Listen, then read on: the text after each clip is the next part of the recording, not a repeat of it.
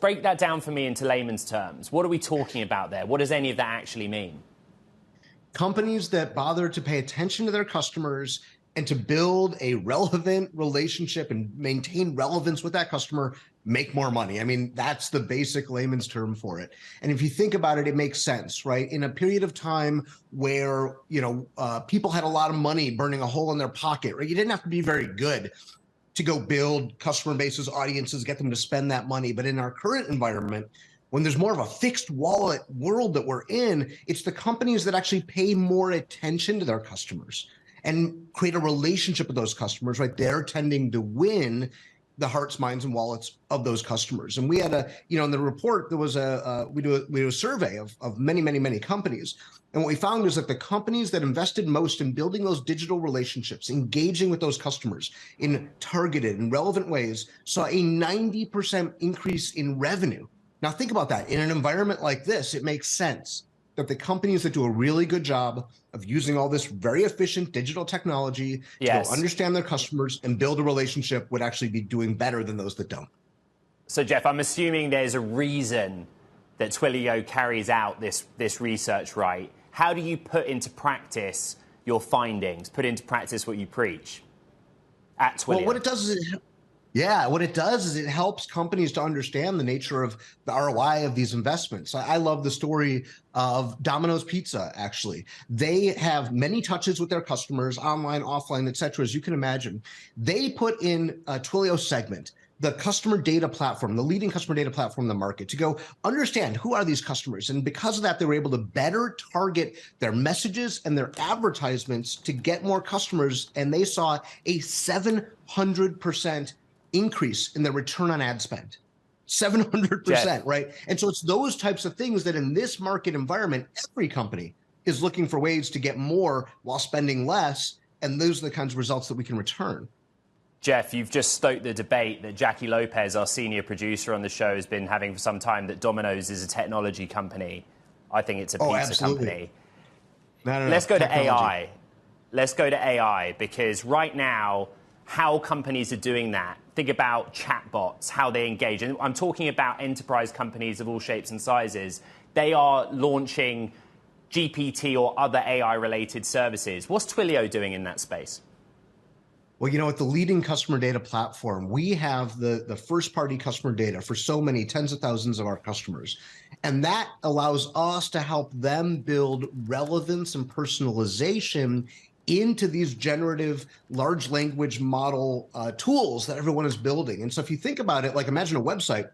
If the website doesn't know anything about you, went to Amazon and it didn't know anything about who you are, it would be not a very good website. But the fact that Amazon or Google know who you are and personalize to who you are makes them great products. Well, I think of, you've got the web on one side, you've got mobile over here, and the new world is going to be the results of what these large language models are able to do. It's a new interface into companies.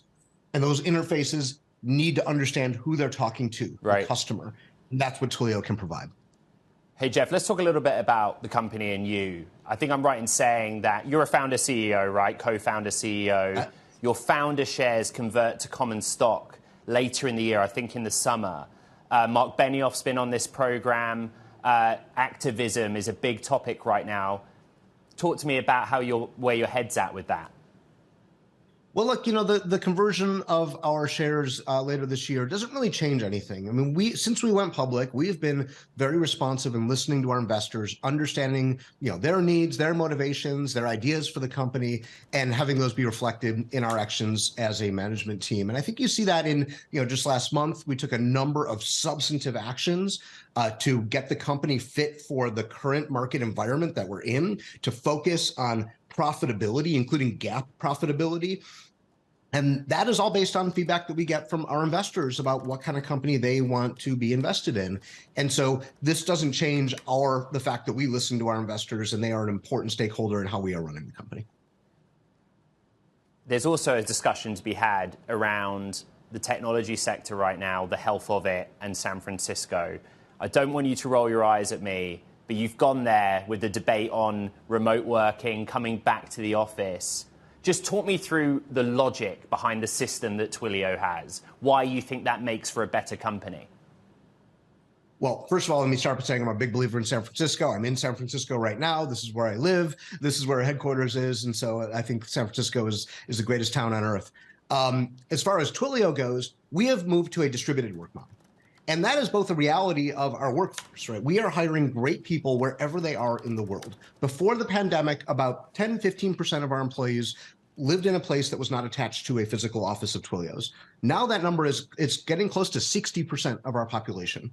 So what that means is we are able to tap into the global talent pool, which a lot of companies did during the pandemic. But now when you say, oh, but you got to come back to the office, well, there's a lot of people who won't be able to go back to the office, and you'll get a first class, second class world where there are people in offices and there are people who are remote. Well, at Twilio, we've said, look, we're going to just continue leaning into this world of hiring great talent where it is and make them super productive and successful in this distributed world. And, you know, someone said something smart to me once that I've always thought about, which is hybrid is the worst of both worlds. You know, hybrid cars, hybrid work, hybrid, whatever hybrid's applied to. And I think there's actually some truth to that. Yes. I'd rather have a full gas car or an electric car. But hybrid work, I think, is a similar thing. So we are leaning into this idea that we are a fully distributed company and that our job is to get teams together periodically to build that esprit de corps, just build those relationships, to get a lot done. But then ultimately, where people live is not the most important factor in how we build a successful company. Wherever the work is happening, you're trying to make your product competitive. You know, there are people I speak to out in the market that look at what some of the telcos are doing around API-based messaging platforms. In other words, competition's coming, and I wonder how you respond to that. Well, look, we're no stranger to competition. There's been APIs for things that we do, communications. We didn't invent phone calls or text messages. We've just had our finger on the pulse of customers better than anyone else. And that's why we're the leader and the creator of this communications platform as a service market. And there have been, you know, many other offerings in the market throughout the years. And I think we've always had a really good sense of what customers want. And that's why we've been the winner.